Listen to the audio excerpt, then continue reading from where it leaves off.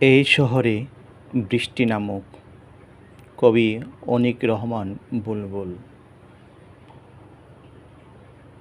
আবার যখন এই শহরে নামবে ঢল অজোর ধারায়, কাক ভেজা আর জলকেলিতে ব্যস্ত হবে পাড়ায় পাড়ায়।